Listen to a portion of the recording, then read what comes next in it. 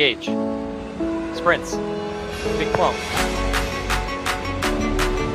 Drop your E's, boys. Drop your E's. Fucking beautiful.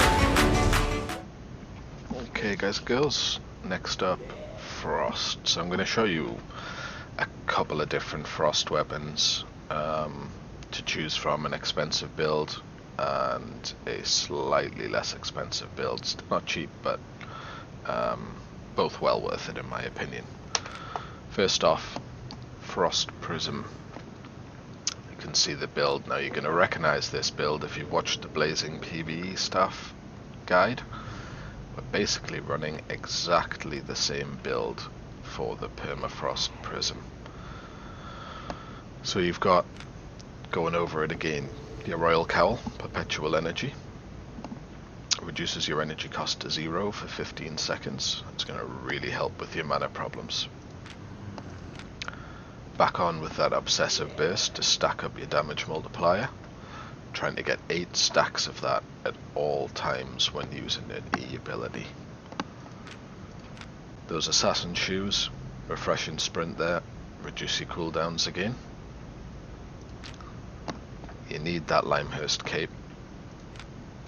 And then we're on to the Prism. So, Ice Shard. Drops a big ice shard on the ground. The impact deals 504 magical damage to all enemies in a 3-meter radius. Cooldown 0 seconds. So, this is a spammable Q. Just like so. Keep clicking, and it hits anything within that radius. And you can see once the aggressive caster kicks in, you can see why you need that Royal Cowl to keep your mana up. Your mana goes pretty quick. W. Personally, see, I still like the Frost Bomb. Shatter just got a buff not long ago at all. It's pretty strong. I'll do a little demonstration of the two.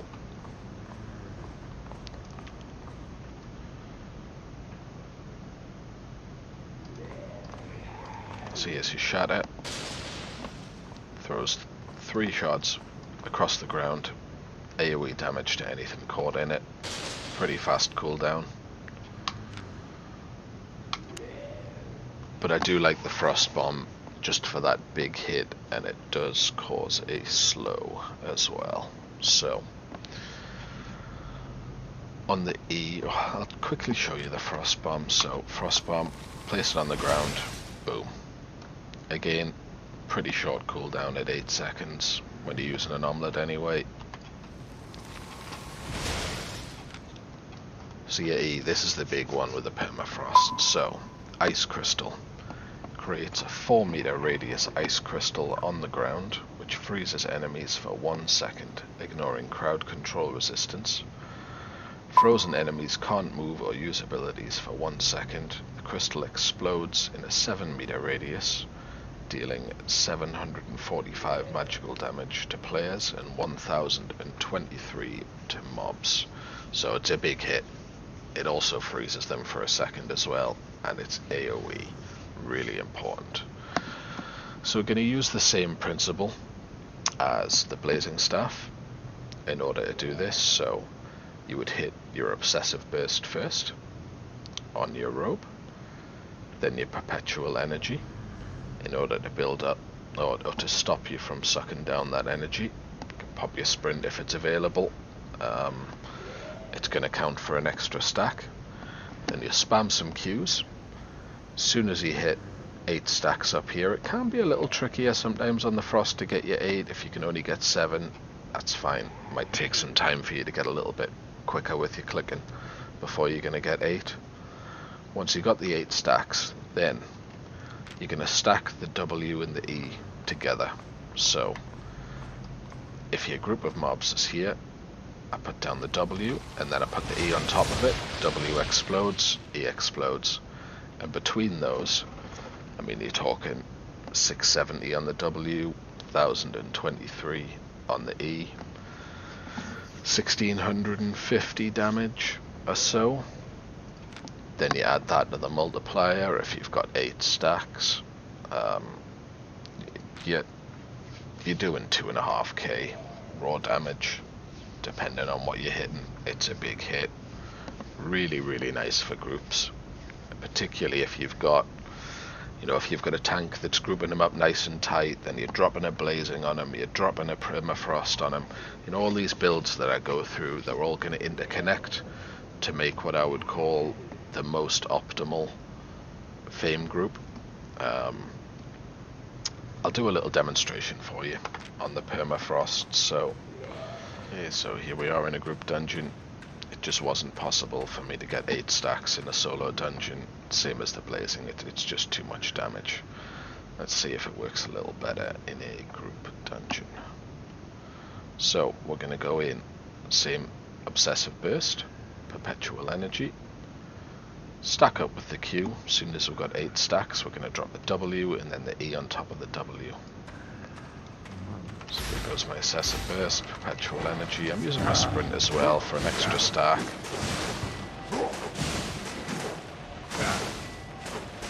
There we go, we've got the 8 stacks, dropping the W, dropping the E.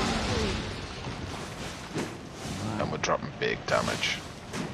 Really simple. It's basically the same as the blazing staff, same method, but you got the W as well, whereas the blazing staff were doing an interrupt on the W. Let's see if I can get another example for you here when I regen some HP.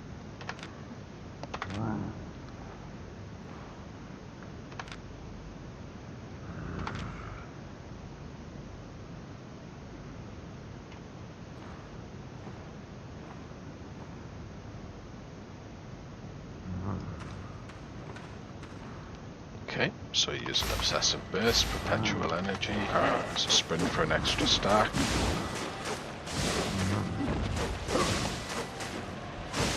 There we go, we're at 8 stacks, drop the W, drop the E.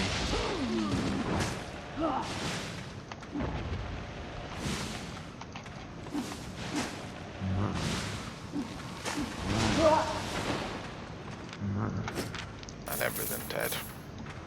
Again, this is a group dungeon, so it's not made for soloing, but you can see it. To be able to clear group dungeon mobs solo, the damage is big.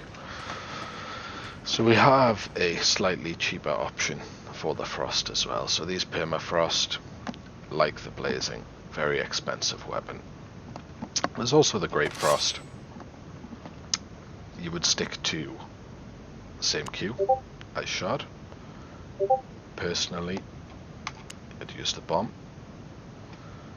And this has hail for an E, so a hail of ice comes crashing down in 2 waves, dealing 387 damage to anyone caught in the area each time. So 387 multiplied by 2, you're looking at close to 800 damage. So pretty good. Always want that aggressive caster when you're trying to stack up abilities.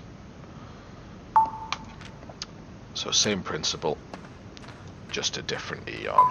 So let's have a look. Obsessive burst, perpetual energy, using the sprint.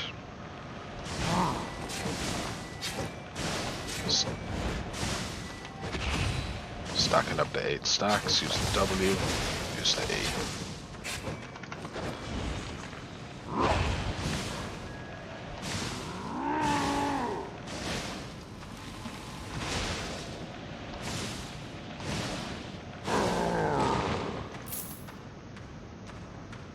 Pretty good fame then actually, 2,500 fame a mob, not bad. So yeah, it's the same as the Prism. The E isn't as big of a hit, it doesn't have the freeze on it. If it was down to me, I'd go with the Prism every time, but you're talking a reasonable, a T6 Great Frost Staff, you probably pick up for 100k. T6 Permafrost Prism you'll pick up for 500k. So there is a big difference in price.